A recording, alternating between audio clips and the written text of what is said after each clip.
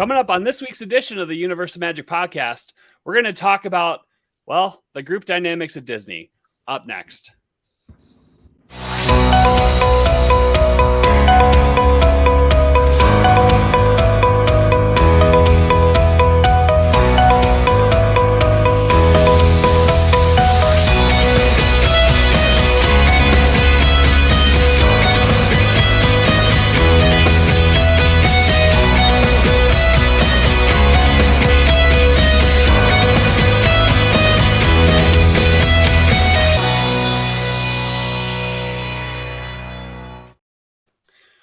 Well, welcome to this week's edition of the Universe of Magic podcast. My name is John. I'm one of your hosts, and I'm joined, as always, at the table virtually by our good friend, Alyssa. I was ready this time. Hi, everybody. And there is Jeff. Say hey, everybody. Hello, Jeff. Hello. All right. Well, as always, because I refuse to not mess this up, we are brought to you by momentsofmagictravel.com for all your Disney, theme park, Universal, you name it, we book it type needs. In fact, we are fortunate having a agency as big as ours to have some of the great agents. In fact, we have this week, Kimberly. Kimberly is, how do you pronounce your last name, Kimberly, so I don't butcher it on here? That's okay. I'm Kimberly Warburton. There we go. So she is one of our great Moments of Magic travel agents. So I'm going to take that off. Man, I'm just firing on all cylinders here tonight. We're going to talk probably, it's one of the most difficult aspects of planning a vacation around Disney, and that is the group dynamic. Like you see at theme parks, especially Disney, very, very large groups. And it could be, we were kind of joking, before the show. Well, what's kind of our threshold here? Is it above 5? Is it and we're just going to cover everything tonight because we think it's important. So guys, where do we even want to begin with this? Because of course I messed up another segue. Never, John. I think never. So we never. So we obviously, like you said, there's so many different groups. We brought Kimberly because you have a family of 4 kids. Correct? Yes. So Wow. I've actually, I've been an agent since 2017, and it really just started because I have a family of 4 kids, and we just love Disney. And I'm fortunate I have 3 sons, and then I had a daughter, so I have both aspects of that to be able to experience all of it. But I just there's always something when there's a large group, especially of children, and making sure they enjoy Disney, but also the parents enjoy Disney as well. So some tips and tricks just to really get you through that. And I've planned multi-generational trips too. Last fall, I had a group of about 18 going, several different families. So it's a lot of group dynamics in there, but if you plan well, it can be a lot of fun. Mm-hmm. I was gonna say it's especially if you have I feel like a larger age range too. So especially those multi-generational trips, you have maybe the grandparents who maybe just want to just watch the grandkids do what they're doing, and then you have the parents who maybe want to do some thrill things, maybe with older kids, but they don't want to miss out on the younger kids. So I feel like today's episode is how do you cover all of it? Or how do you make everybody happy? And it doesn't have to be just a large family. It certainly could be, but one of my examples I gave you guys in our notes today was I've been to bachelorette parties, 12, 13, 14 girls. How do you make everybody happy? That's very difficult to do. So, but I think, our hope is to give some ideas. And then I had some scenarios at the end of today of as travel agents, what would we recommend? Just to give, and obviously it's not one size fits all, but we can maybe play around with some ideas to give people some ideas of what they could do for their large groups. Groups come in all sizes, right? I just got done planning a vacation for a group of 16.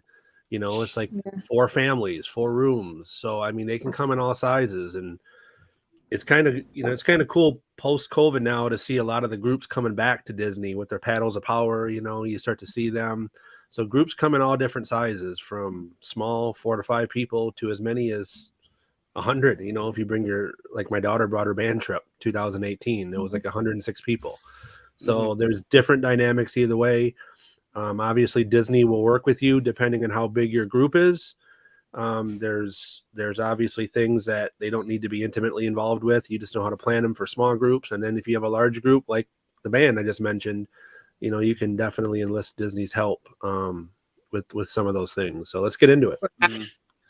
Or hard help. Yeah, right. Of course, you'd want to like choose a travel agent, momentsofmagictravel.com. That's my shameless plug. That's pretty much what I'm here for. No, I'm kidding. So let's and we kind of joked about this when we had this coming up. Like I have a very, very large trip coming for us. This is we're going to be bringing my sister and her, 3 kids. This will be the largest trip we've done. We might even have a newborn included in that trip. So when you look at things like from a big group, like kind of what I'm getting at is I think that like kind of the easy thing to do is kind of make it simple, and understanding the group dynamic as a whole. Like some people, like we covered a minute ago, some people are going to fall in the I want to see everything crowd.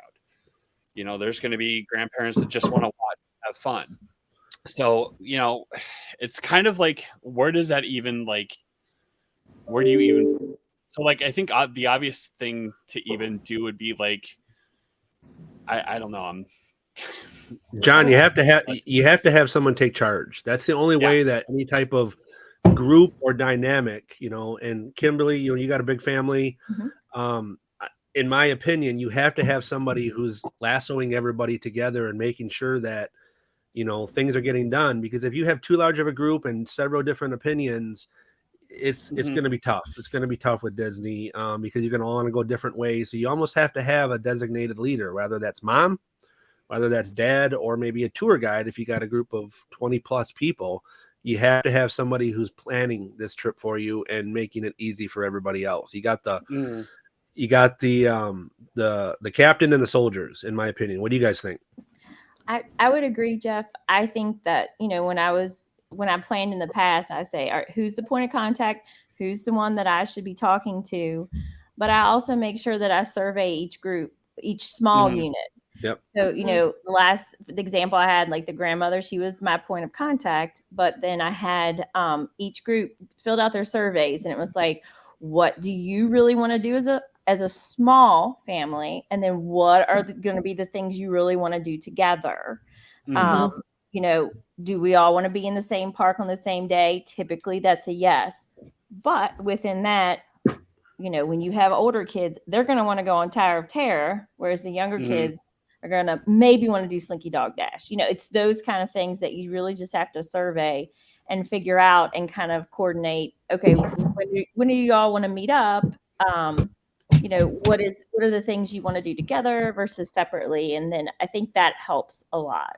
Yeah, and you hit it right on the head, Kim. I got older kids now who are bringing boyfriends and girlfriends. So our family's growing.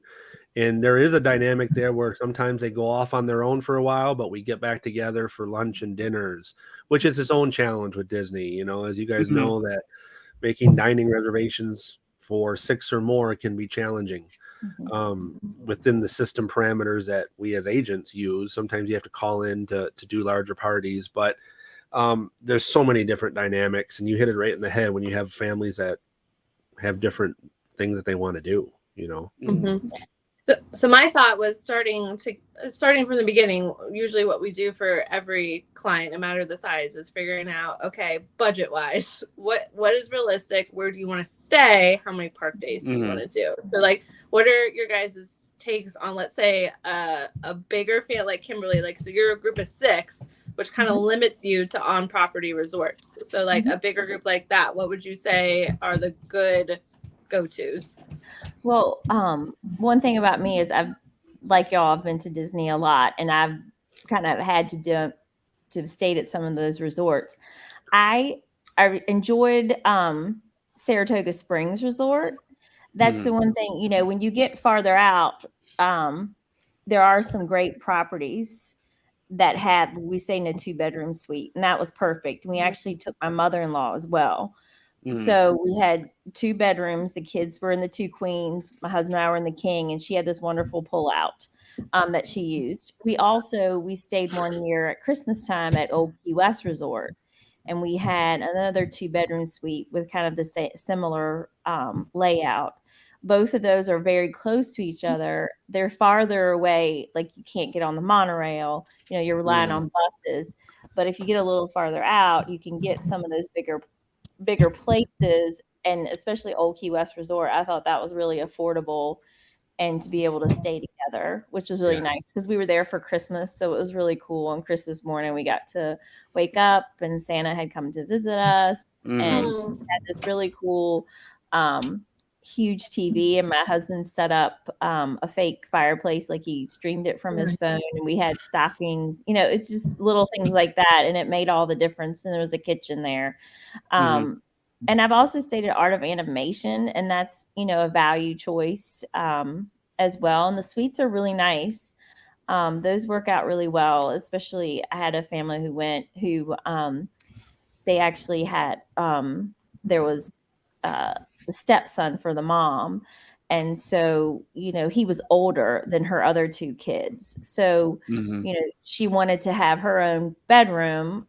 And then he was on the pull-out sofa, and the other 2 kids, there was a brother and a sister, the half siblings, and they could stay on the pull-out Murphy sofa. So there's lots of different ways to do it, I think. One of my my new go-tos and my favorites, Kimberly, I don't know if you ever have tried it or not, for larger families, is the cabins at Fort Wilderness. They can be very affordable for the families that don't have, even the money to even do like a lower end deluxe, like we mentioned, Saratoga or Old Key West. But they want a little bit more than, a value resort. That moderate category can satisfy it over at Fort Wilderness. The 6-person cabins, and I know we just saw the news that they're getting ready to renovate those.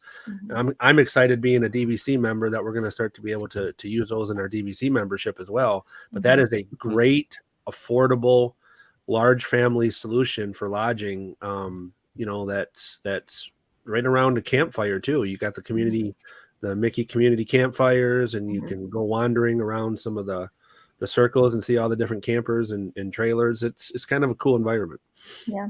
It is something nice that they have, especially with like the Saratogas and Old Key West. When you stay in a multi-bedroom, they have kitchens, and we kind of alluded to this in the pre-show discussion. Like, they're bringing a lot of stuff back, like the dining plan in 2024, that is going to be a really good way for families.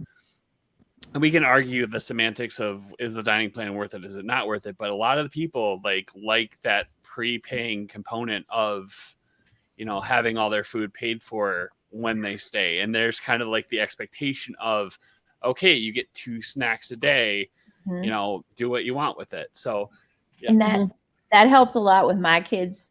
When we went before, when we had the dining plan, it was, you have 2 snacks. And those are your 2 snacks. You decide on them. When they're gone. But, you get to choose, and giving them that choice really helps. So I'm excited about having the dining plan back myself.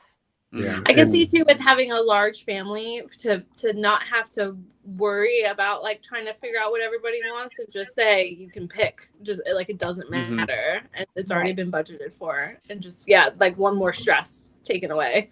Yes. And Managing 4 kids in itself, I'm sure is a lot. And that's where the value in a travel agent like Kimberly, or me or you, Alyssa, comes into play, because we can actually show the families the value of really how to get the value out of the dining plan.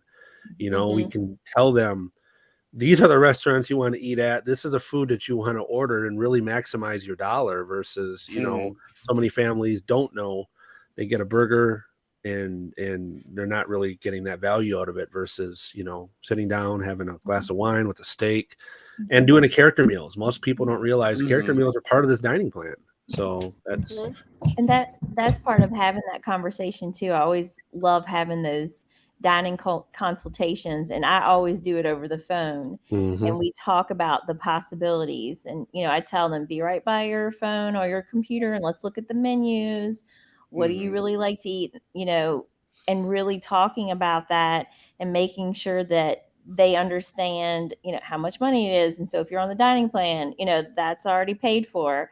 And I tell you, my kids miss that dining plan because when we used to go, I mean, they're not used to me saying this, but I would say to them, order the most expensive thing on the menu. And they were like, really, Mom? And I was like, yes.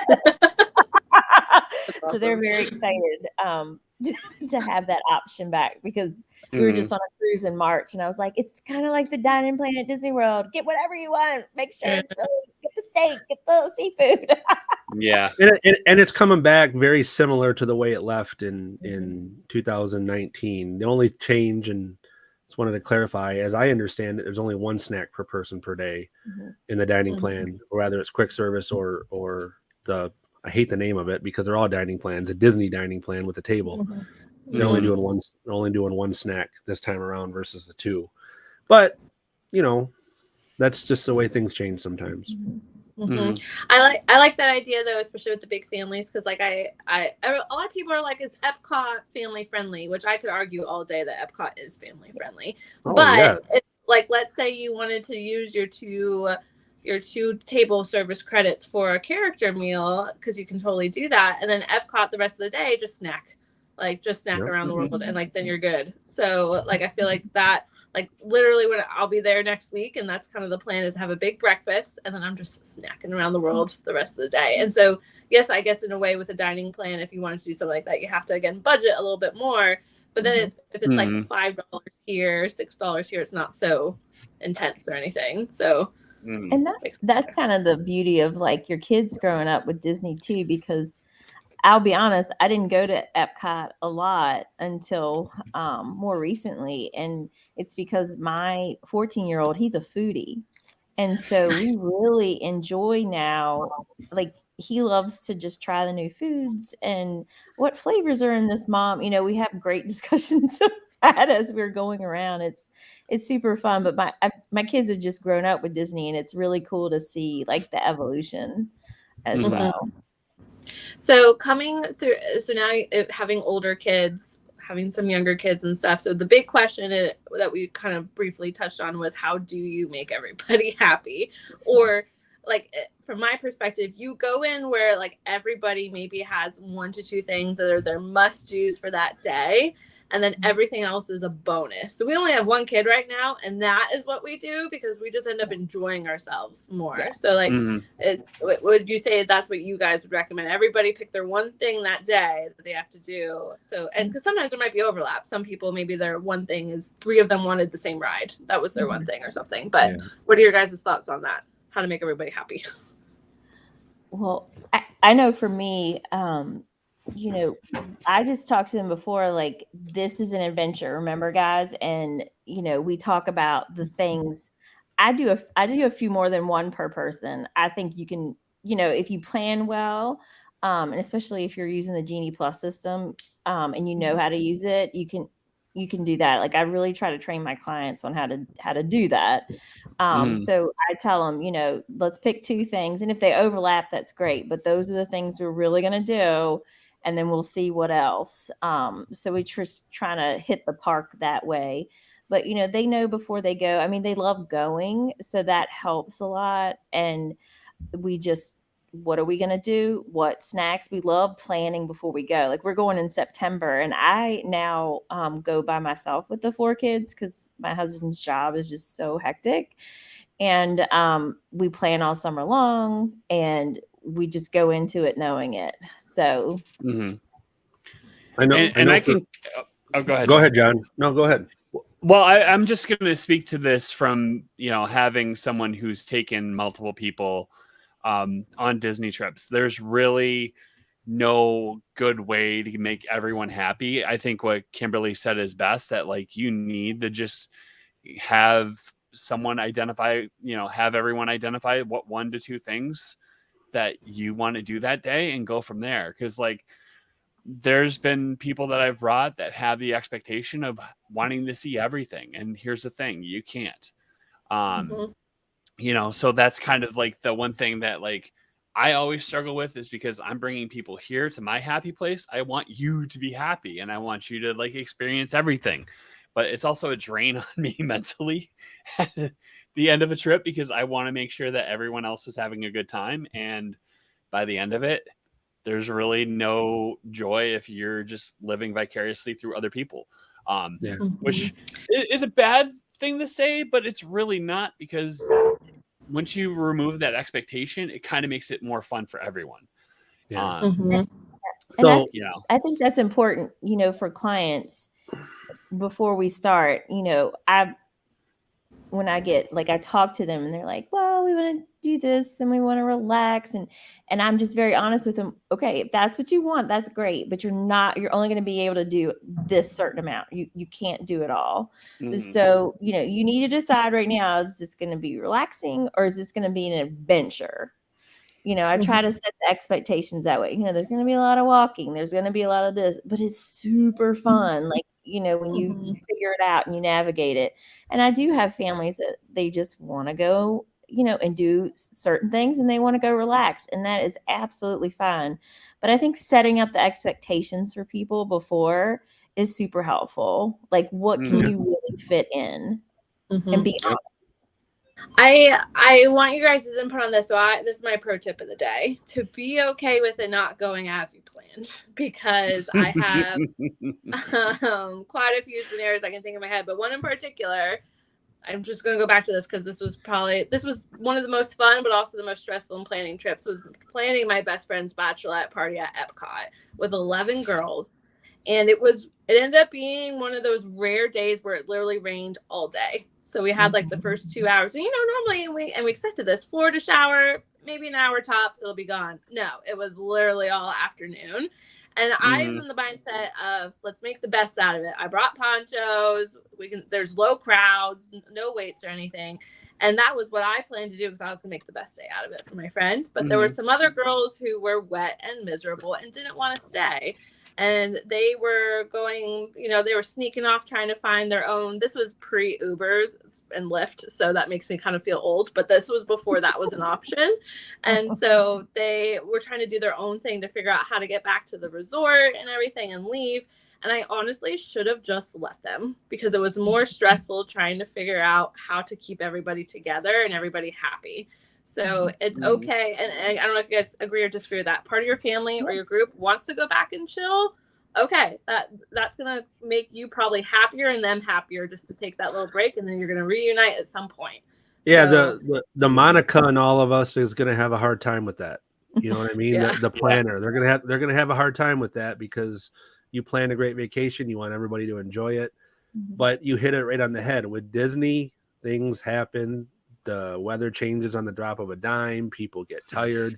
And when you have a big group dynamic, you have several different personalities that change throughout the day, depending on the heat or the rain, or, someone's not feeling well. I've learned over time with the groups that I've planned, I always do what I call a dot the I's and cross the T's call right before they travel, with as many of them as possible, to let them know that things happen in your day and it's okay for things to go astray. It's okay for some people to go off on their own. Like, for instance, with my personal family, we always usually plan to stay together in the mornings, do some of the big attractions early on. And then after lunchtime, it's kind of everybody's, whoever wants to go off on their own. My 23-year-old daughter and her boyfriend, or my son and his friends, they go do what they want to do until dinner time, like from 12 to 4, 12 to 5. We get back together after dinner and we're together the rest of the night. So that's kind of what our loose plan is, to give them some time to do what they want, whether that's go back to the resort, go back and swim, whatever. You just have to be okay with things changing on the drop of a dime, especially with the way, Orlando's weather is and the way kids are temperamental. It just, things change. It's just the way it works. Yeah. And, that can also, things can go a different way. But if you want to look at the positive side, they can make some of the best memories that you ever have. One of the best memories I ever have, when all 4 of our kids were super young. I took my youngest when she was 18 months, and my next one, we were celebrating his 3rd birthday there. And then I had, I think I had a 6-year-old and an 8-year-old. So they were young. And one of the best memories I have is we were at Animal Kingdom and the dancers came out. And you would have thought, I mean, that was just like, my kids were just, it had been a long day. It was like near nighttime, but they just got rejuvenated, and we danced and we danced and we danced. And the dancers were interactive with my kids. And that's one of my best core memories. And I didn't plan that out. It just happened. And all of us were just super happy with it. It was super fun. Yeah. And those are the impromptu moments, Kimberly, you talked about that we all encounter. I mean, I know Disney doesn't want me to say this and other people don't, but sometimes I tell my families it's okay to put the phone away, put it in your pocket, and just let your kids' hands drag you where they need to go. Yeah. And sometimes the absolute best memories that I have is when my phone wasn't in my hand. Because as much as Genie Plus is great and Lightning Lane and the virtual queue, we are almost to a certain degree forced to be on our devices now in order to maximize our day. Sometimes it's just nice to put that device away and just live in the moment. Like, what did we do before all these cool things? And that's what that's what Disney came up on without devices. It just you went and enjoyed it for what it was at that moment. So I think if you have a good point. Oh, go ahead, Alyssa. Sorry. No, I was just going to speak to that because go ahead. Very quick thought was just with the big groups, it kind of also gives you the ability to do things you wouldn't normally do with maybe just your immediate family or just a smaller group. So like I just had a client who went with her in-laws, her mother and father-in-law and her sister and brother-in-law and their kid, and none of them had been to Disney ever, and she had been several times. And so while she had her core memories with her immediate family, it was like seeing everything from a new light, going with this extended family and getting to see them try new things. So anyway, that was my quick thought. Well, and kind of like piggybacking off what Jeff said, like I experienced that in the trip that I had in February when I went by myself. It's like, I didn't have that expectation of trying to achieve everything that everyone wanted. I basically sat there the last night of, my vacation, and I sat in the hub and I just conversed with people. That's half the fun, and like the last trip I had with family members, one of my traditions is I sit in the hub the last night of our trip and we watch fireworks. Didn't happen that way with 2 9-year-olds, but I remember driving home from or just walking home from the Contemporary, just miserable in the rain, and I stopped in Magic Kingdom, got myself a snack, and I walked back home to the Grand, and that was how I ended my vacation. So that kind of piggybacks off of trying to make everyone happy. So okay, my next I have actually not done this yet just because we haven't had an opportunity to, but what are y'all's experience with child swap? Love it. I haven't used it too much now because I have older kids, but I did use it when they were younger. And it's if you have this tool at your access, why would you not use it? It's wonderful. It allows everybody in your family to enjoy the attraction that can without really taking much more additional time. So we went when I went in September with my 4 children, actually met my little sister and her husband, and they have 3 very young children, a 1, 2, and a 4-year-old at the time. And we used Rider Swap like a champ because normally my little sister, she would just let they actually didn't really do any of the big rides because their kids were so young, and they just thought, no, we'll just do what the kids want. But because I had my children there who were older, I was like, come on, my kids want to go on it with you, and they ended up experiencing a lot of those rides. So it was great. And I could hang out with my niece and nephew who were younger, who couldn't do a lot of the things.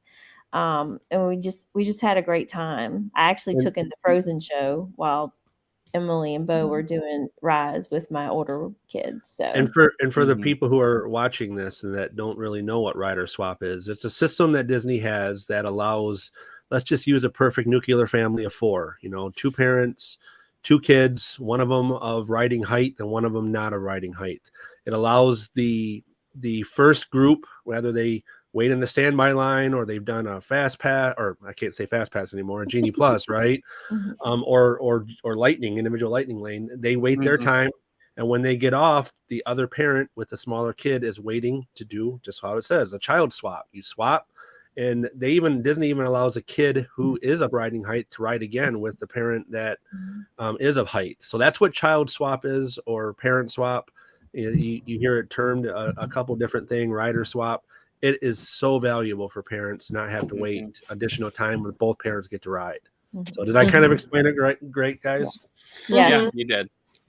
I know in past episodes we've talked about the pros and cons of the Disney rider swap and the Universal rider swap, and I really think there are like the pros and cons. Like if you knew that like one of your kids can't wait the however long it's going to take for the first group to go through the ride at Disney, you can just then take them to like the Frozen show, and then by the time you get out of the Frozen show, maybe they're done with the 45-minute wait for Tower, and now you just then get to go skip the line with the kids. So that's like the pro. The only con being then you're separated for a period of time. Whereas in Universal, you are together the entire time through the queue. And as you know, the first group goes and you just wait in a little room, and it's like a really quick swap. So like it's like pros and cons both ways. So we've done the Universal one, but we haven't done the Disney one yet because we also just focus on our son. Well, I also say the new Velocicoaster, like they have TVs in there with the great shows that I was actually watching with my two younger ones. So it was actually a really nice break. That's awesome. I do like that. I do like the Universal. I think almost all of them have a TV or something in there in their child swap rooms. So, which is great. Anyway. Yeah. All right. What do you got next, Alyssa? All right. Yes. Kimberly, I just wanted to touch base with you real quick before going into what we would do as travel agents. Do you have any other tips for parents who are like, I don't know if I want to bring my 4, 6, 10 kids or whatever, however much they have to Disney, because they're stressed, or maybe because they don't know what to do. Like, what would be your thoughts or tips on that? Well, you can go both ways on that. I think if you do the right pre-planning, you know what your kids are capable of and what they're not. If you're willing to separate, maybe, my husband has gone back to the resort with the 2 younger ones, while my 2 older ones wanted to stay in Animal Kingdom longer and do like Cali River Rapids, for example. If you're okay with that and those kind of scenarios, it's great. I have brother-in-law and sister-in-law that I planned for, and she was adamant that she couldn't do that. So they actually took their kids individually. So it was just like, they just had that trip with that one child, and they just kind of catered to that. It just depends on if you could afford that or not, and how you wanted to do it. But I think that's really cool as well. Like, so it's 2 different aspects for that. For us, we don't have like grandparents or anybody that we can like call on to watch, all of our kids, or just a couple of them. So we always just go, we go in with knowing, each age level, what they're capable of, what they're not. Plan the day around that. My husband's always willing to go back to the resort and go in the pool, because that seems to like calm our kids down. We also know, hey, we can tell when our kids need to eat. Sometimes this might be a Southern thing, I don't know, but I'm like, oh, looks like your blood sugar's getting low. Let's get you a little snack. That seems to kind of pep them up. But it's always, planning and having, I've planned for kids with young children, and they ask those questions over and over. And I ask about the temperament of their child. When is nap time? I had one that they wanted to like walk around all day Epcot with their kid who, their toddler basically. And I was like, if your child can handle it, that's great. But I really think you should think about a break time at the pool, because they really do need the free play and they need to have a little bit of rest time. So, I've done it all the different ages. And I think that's just really important to have a conversation with your travel agent to talk about that and know the temperament of your children and know where's the limit. And if you need breaks, build those breaks in. Absolutely. I'm a huge proponent of the midday break, especially when traveling with other people's kids. Being an uncle, like, you need to have that, like, especially if you don't know, like, when they start to turn on the grump, that's when you need to just counteract. Let's go to the pool, or how about a snack? So, like, that's definitely one of the fun parts of traveling with others, which could be an entire topic in itself. Yeah, I love to go early. I love to go really early, break, and go back later. Mm-hmm. I was always a park open to park closed kind of person. Even when we took our son for his first visit when he was just a year old, he was an excellent stroller napper. And so our break really was just walking around the park, like not doing much while he napped. And then we would do everything after. But then when he was 2, he was not a stroller napper anymore. We had to go back, and it actually ended up being a really positive thing because we needed a nap too, we realized. And then we were rejuvenated and ready to go see the fireworks, like do everything else for the rest of the day. So like when we go for our next trip as a family later this year, that's fully the plan. Between like 3 and 6, we're just going back, and then we'll have a quick dinner. I'm also I almost never recommend big families to do a dinner reservation because you want the flexibility to not be tied down to that. Yes. So I say you want to sit down, aim for the breakfast or lunch. That way you can, whatever happens the rest of the day. And you touch on a very important topic that I think we spend enough time on. Dining is such an important part of this group dynamic. You know, I agree with you. I try to steer some of my large families away from dinner reservations, do like a breakfast or even a lunch. But I do have families that insist they want to sit down for dinner. That's kind of like their break, just so they can end the night. And I totally get that. And I can't stress enough, if that's the plan, then to do as much of this before you even get on property. You have the ability to stitch a couple reservations together. If they don't do, 6 or more, you can do a 6 and a 4, a 6 and a 5, and they will almost always work with you to sit those together. But do as much of this before you go, because if you try to get dining reservations on the fly with a big group, it's a nightmare. It's really hard to do.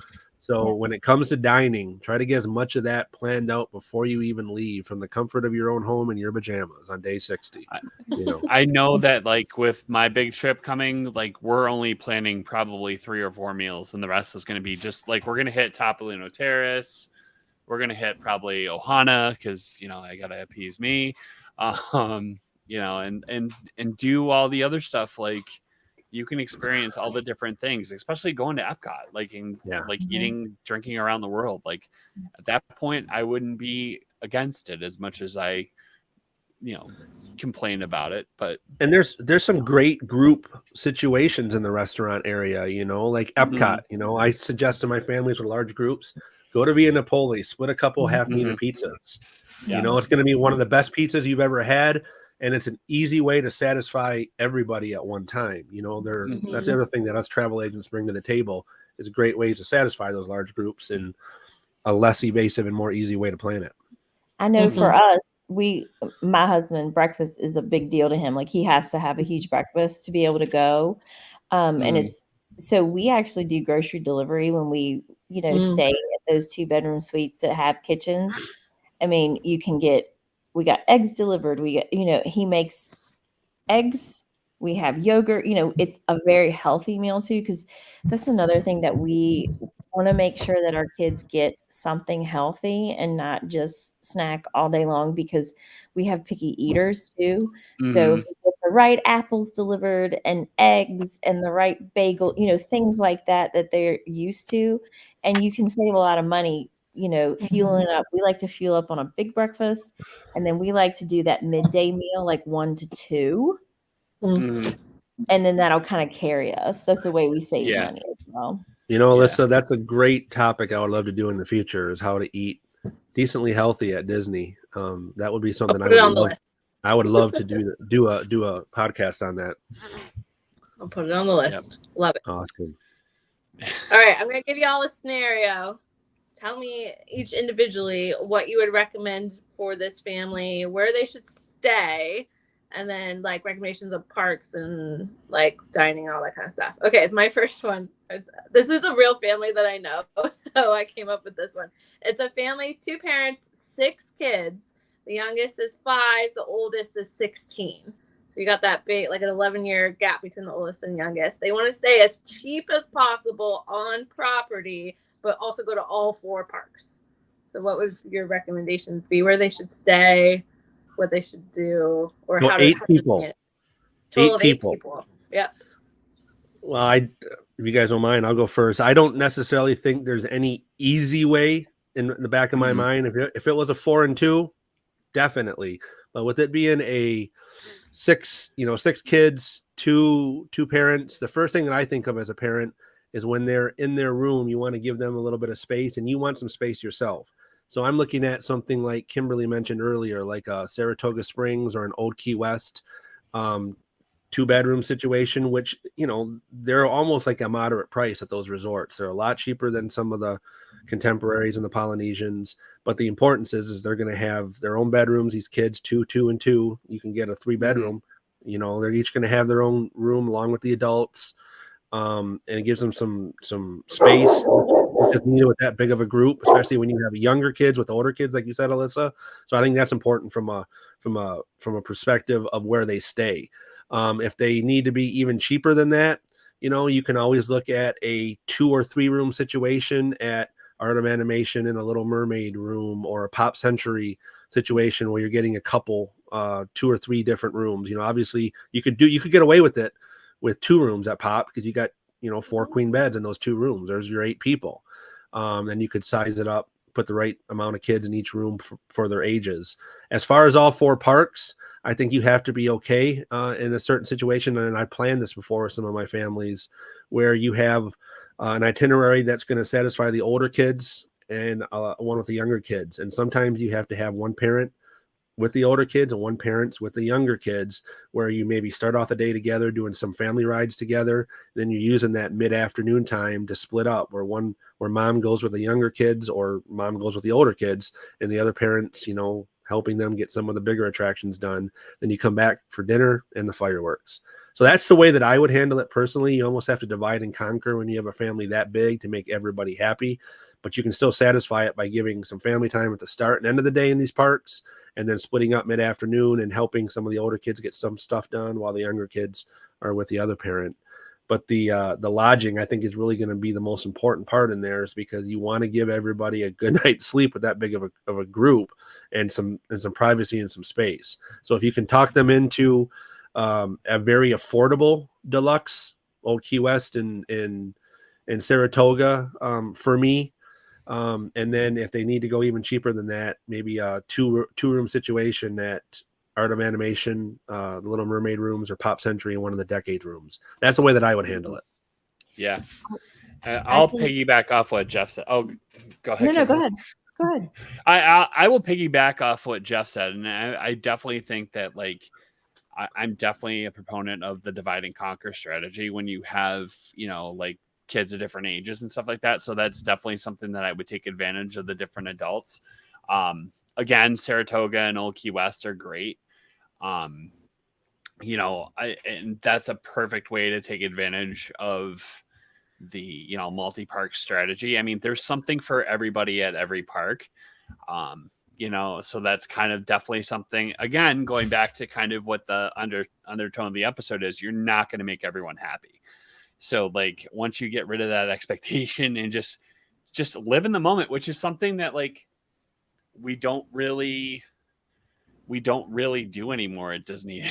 They kind of force you to be with your phones all the time. It's hard. So it's really hard. So go ahead, Kimberly. I just to also say, to me, and this might be silly to y'all, but I want to make sure to be clear that when you have that age range and everything, to me, the pools are important. Yeah. Especially if you're going during the year. And I would choose Old Key West over Art of Animation because it does have a water slide. I believe Old Key West is in that moderate category. So if they can't go for a deluxe, I think that's great. And then I was thinking in my mind, I think that the only thing that worries me is a 16-year-old can be, an adult size. So I was thinking that 2-bedroom, be a man child or, right. So, if you think about it, I was thinking about when I say in the 2-bedroom suite, 2 in the king size bed, 2 queens, so that's 4 of the kids. And just depending, there was a pull-out sofa, so 2 could be there. So that, you could save a little money there, but being able to stay at a resort with the slide, to me, that would be important because the younger kids especially are going to really enjoy that. And Kimberly, that one of the things that just hit me that just would be great for this family that Alyssa has given us, the treehouse villas at Saratoga Springs would be a wonderful accommodation for this family. Yeah. You got 4 bedrooms. You got basically 4 bedrooms when you count the living room being, a pull-out sofa and all that. Those sleep anywhere from 9 to 12, depending on the kid sizes and everything. So treehouse villas would be another great way, Alyssa, for this family. And the other thing that came to my mind too, with the 16-year-old, like you said, man-child, or if they're mature enough, I almost to a certain degree allow them to go off on their own a little bit with maybe the 14-year-old and have a little bit of fun. It gives them some independence, teaches that kid some responsibility. You can check in with them, and still divide and conquer and try to get everybody as happy as possible. But yeah, treehouse villas would be awesome. Caveat. I'm going to throw an audible into my suggestion, and I would throw in another great resort, which would be Port Orleans Riverside. If you're going to do a multi-room strategy, granted, you won't. You probably won't get a connecting room, but still, that resort for the price point, and like the amenities are just spectacular. So, like, boom. Yeah, and with Port Orleans and Caribbean Beach, you got the 5th sleeper options. Yes. Yep. So here's my little extra. So I agree with my first thought was something you said, Jeff, maybe 2 connecting rooms like at Pop or something like that, because that would be in my eyes kind of the cheapest. But my other thought was if this family is flexible on dates, there are some dates where these promotions that they're dropping are ginormous savings. Yeah. And so like I was just looking for a similar situation to this with a big group, and Animal Kingdom Lodge, a 2-bedroom villa, was cheaper than 2 connecting rooms at Port Orleans Riverside. Yeah. So because the savings were so gigantic for these dates that I was looking at. You hit it right on the head, depending on the time of year and the specials that are out. You got to look at that as well. The other thing we didn't talk about is I think it's All-Star Music. I'm not a huge All-Star fan, but they do have those family suites. I think it's All-Star Music, where all it is 2 rooms. All it is 2 rooms that connect, but they call them family suites. And, those are pretty reasonably priced too. I have some families that insist on doing that as well. Yeah. They were recently renovated, I believe, too. Right? Yeah, they did. They look a lot like all the All-Stars have been. Yeah. Yeah. So. Yeah. Good stuff. All right, maybe my last example, and then we'll probably be wrapping up here. Okay, so this was my real life. Okay, so you got the bachelorette party, 11 girls, 10 plus the bride. They want 1 day at Epcot, 1 day at Magic Kingdom, plus a rest day for like the pool, the spa, all that good stuff. And they want to stay somewhere with easy transportation, but be under $1,000 total a night for like the resort that they're staying at. So they have to stay under $1,000, but it has to fit 11 people. Okay, I'm going to throw this out here because I did think about that. If they don't mind having 4 people in a room, so 2 sharing a bed, I might, depending on the time of year, I might throw out 4 Seasons. Ooh, okay. I stayed there. I had a girls' weekend there last August with a very good friend, and the amenities are amazing. It just, the price point, I know the price point, but if you have 4 in a room and you're dividing that up, you could be close to it. And the spa, I went to the spa. It is amazing. They have an adult pool. It was fabulous. The coffee shop was, amazing. And if you're not with kids, you don't mind standing in line as much. So I just thought of that. I thought, just depending on the price point, I thought that could be a lot of fun. Wouldn't you make an argument for staying off site? Like if you had something like that, technically on site though. Technically on site. That's technically on site. Yeah.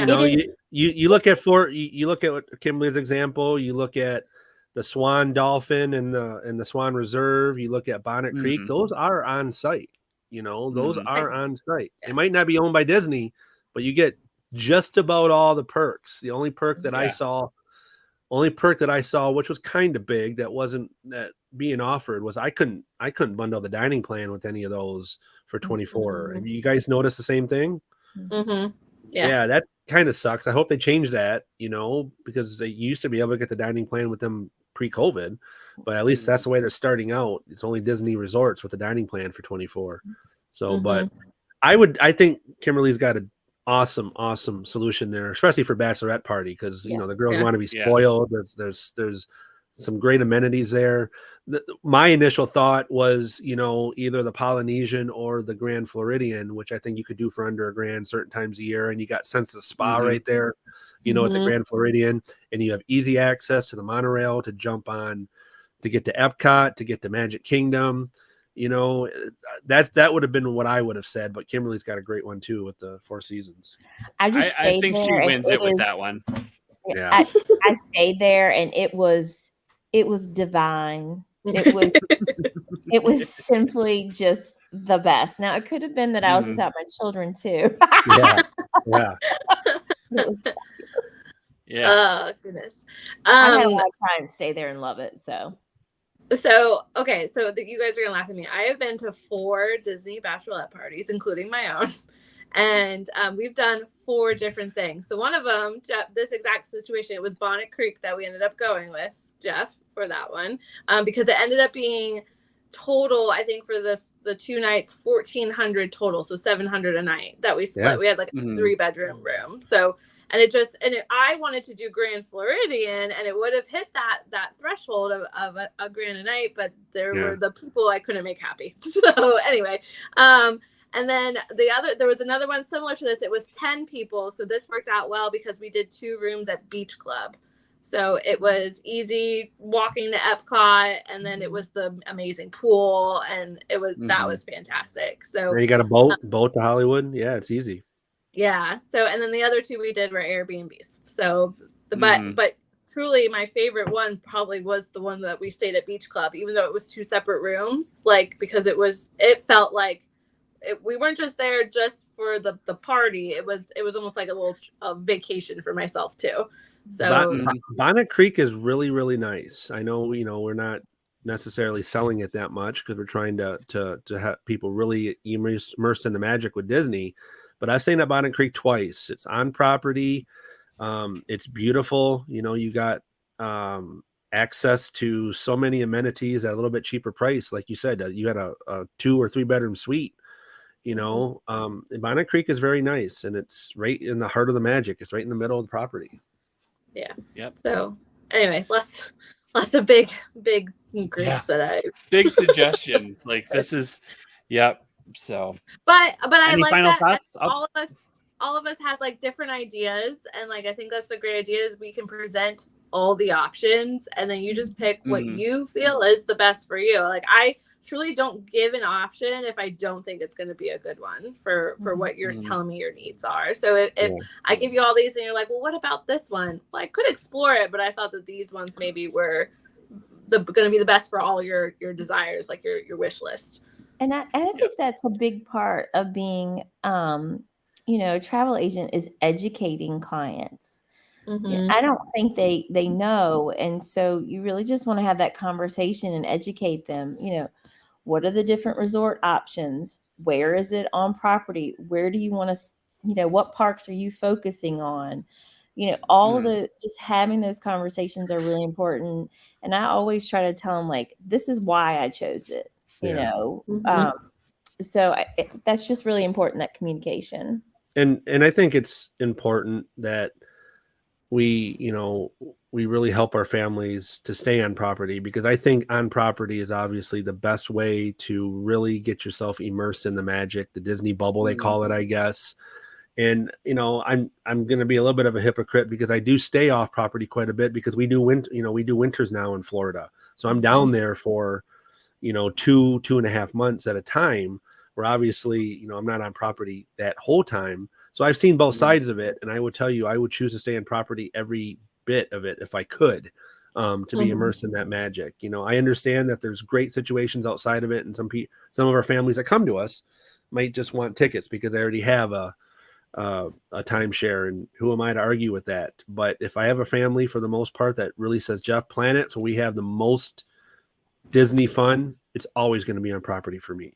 Well, and I think the difference too, Jeff, is you've been there so often, you know it so well. Yeah. I have a lot of families that either like the parents have never taken their kids, and the last time they went was 20 years ago. You know, they don't know.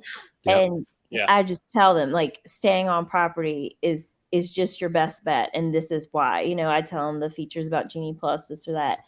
I do have some families though that they really like. I really just book on property for Disney and Four Seasons, like that. That's kind of my niche because I know it really well. But I do have some families that really just want luxury, and Four Seasons really answers that for them. And so, you know, but educating, communicating, it's just really key. Which, by the way, Kimberly, how can anyone contact you if they wish to book a trip with you? Oh, yes. You can reach me at Kimberly W at momentsofmagictravel.com. I also have a Facebook page, Kimberly Warburton, Moments of Magic Travel. You can find me on Facebook. I'm always available, happy to help. Just love, you know, I've been doing this. I'm almost at my 6-year anniversary, guys. Woo! Wow. And John, who are we powered by? We are powered by momentsofmagictravel.com. And I would throw the graphic up here, but I don't have the scroll. Well, we'll just wait a minute. We've already gone on this long, but sorry, we're blocking you. But your free no obligation quote at momentsofmagictravel.com, where you can find great agents like Kimberly. And so, guys, wrapping up, any final thoughts? Like, other than going for groups is great. And like the trips I've taken, I wouldn't change a thing other than getting rid of that pesky expectation that you're going to make everyone happy. Yeah, that's tough. But those gigantic group pictures are my favorite. You know, the gigantic group pictures. Those are some of my fondest memories, going with my extended family, going with a group of my friends. Those are some great trips. They're fun. Yeah. In fact, the one picture that I put in the cover was the picture of my brother and I on Rock and Roller Coasters, where I dropped I don't want to say photobomb on him, but like a pose that he wasn't expecting, but he enjoyed it. So memories. My last thought is that today is my 1 week countdown for my next Disney trip, and it's been 7 months, which is like the longest time. And we got up on the docket. So I wanted to start doing this on episodes to tell everyone what's coming up. So our next episode is we're going to talk Disney with allergies. So if that is something that pertains to you. And then the following episode, fellow agent Jessica will be coming on, as she's going to be at Disney with me next week. And we're going to be talking enchanting extras. So all the extra stuff, like tours and everything. So if there's anything you want to see from those 2 episodes, make sure to comment on this episode to let us know. I have to say, Disney with allergies is so important. My nephew has lots of allergies. When I was with him in September, and just the care they take with it was amazing. And my sister, that's why she loves to vacation there. She's vacation September and May because she can always trust the food there and he can eat it. So I just wish, Kimberly, that they would invent some pixie dust to get rid of seasonal allergies, but they haven't done that yet. I know. That would be great. Thank you so much for having me. Thank you for joining us. Yes, this has been absolutely great.